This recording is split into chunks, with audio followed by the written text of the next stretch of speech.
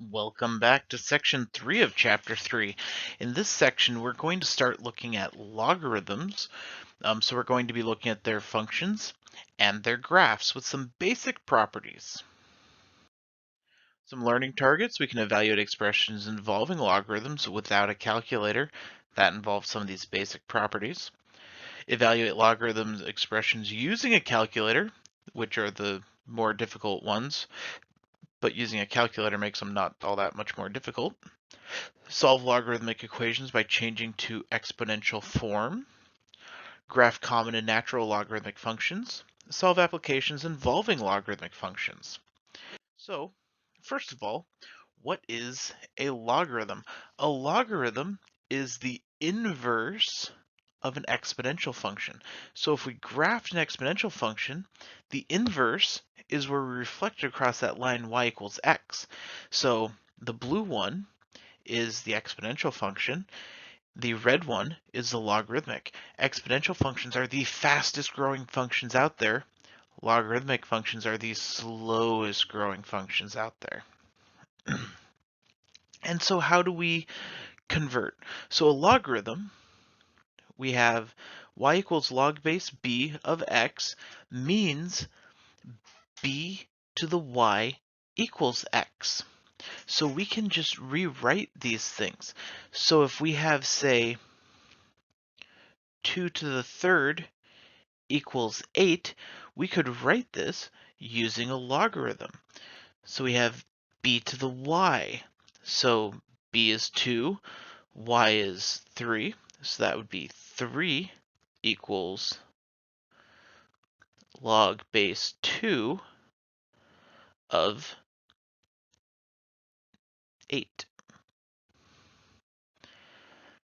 And when we have a log, this is basically saying 2 to the what power equals 8. So 2 to the third equals 8. But we can go back and forth. They can be all numbers, they can be all variables, it can be a mix between them. And what's nice about logs is it takes that exponent, this exponent, and it brings it so it's not in the exponent anymore. And that is huge. So we're going to be going back and forth between these two different forms a bit. It's just rearranging the values, but that's all it is. We have some basic properties of logs. So we have log base b of 1 equals 0, because b to the 0 equals 1. We have log base b of b, so the two things are the same, it equals 1, because anything to the first power is itself. Remember, log base b of something, that says b to the what power equals that something? Well, b to the first equals b. Log base b of b to the y equals y, because b to the what power equals b to the y? Well, b to the yth power equals b to the y. And then the other inverse function, b to the log base b of x equals x. So b to the what power equals x?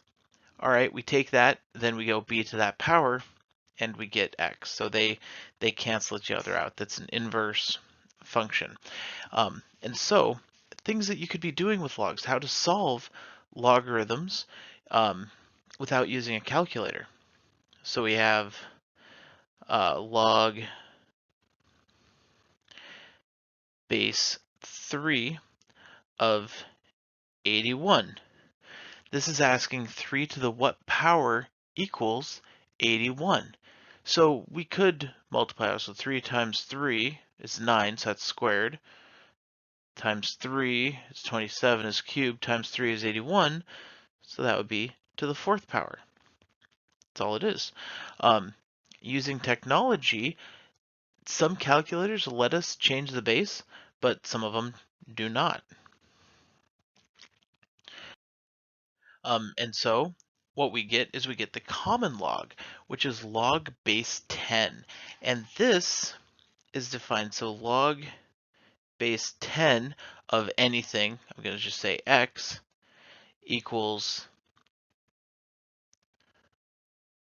log of x.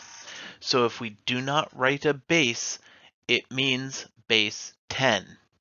Kind of like we don't write the exponent 1 very often. We just know that it's there. That's the common log, it's base 10. Some properties of the common log. Log of 1 equals 0 because 10 to the 0 equals 1. Log of 10 equals 1 because 10 to the 1. So do you notice that these are the same exact properties as the ones on the last page, except we have 10 instead of b? That's because they are. The common log is just a log. The properties are the same. The nice thing about a common log, though, is that you can do it on your calculator. The log button on a calculator gives you the common log. And so for calculator problems, you just literally type it into the calculator and you get the answer. We have the base e. Log base e of x is natural log of x. Oh, that shouldn't say common logarithm. This should say natural logarithms. It's ln. This is ln. This is not in. I know every year I get people that put just a big old capital IN, and they, like, I'll take off more points than the problem's worth. Honestly, like, problem's worth 5 points, minus 7. Like, that, yeah, I can't handle that. It's ln log natural. Why isn't it NL? Well, if it starts with L, it matches with the whole log thing a little bit more. And it's just log base E. Remember, E is that 2.718 number, the natural number.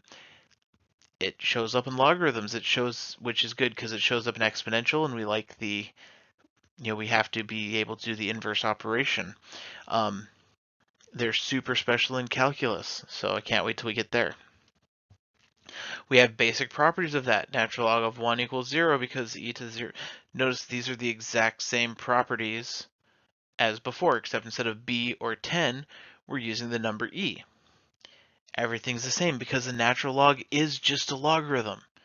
It uses the same properties and all that kind of stuff. So our basic function is the natural log function. It has a vertical asymptote at 0, so the domain is, it goes from 0 to infinity, but not including 0. The range is negative infinity to infinity. It will continue to increase, but very, very slowly. It's continuous. Oh, excuse me. It's continuous when it's defined, which is from 0 to infinity, non-inclusive. It's increasing the entire way. It's just constantly going up, very slowly. No symmetry, not bounded above or below, no extremes, no horizontal asymptote, but we do have that vertical asymptote. And then the end behavior, it goes to infinity as x goes to infinity. Decibels, so this is the last topic, and it's just one of the applications, but it comes with its own formula. So a decibel is a measure of sound, and the formula, beta, equals 10 times the log of I over I naught, where I naught is the lowest value in human hearing. It is 10 to the negative 12. That's what I naught is. It's a constant. And then I is the actual value of that. So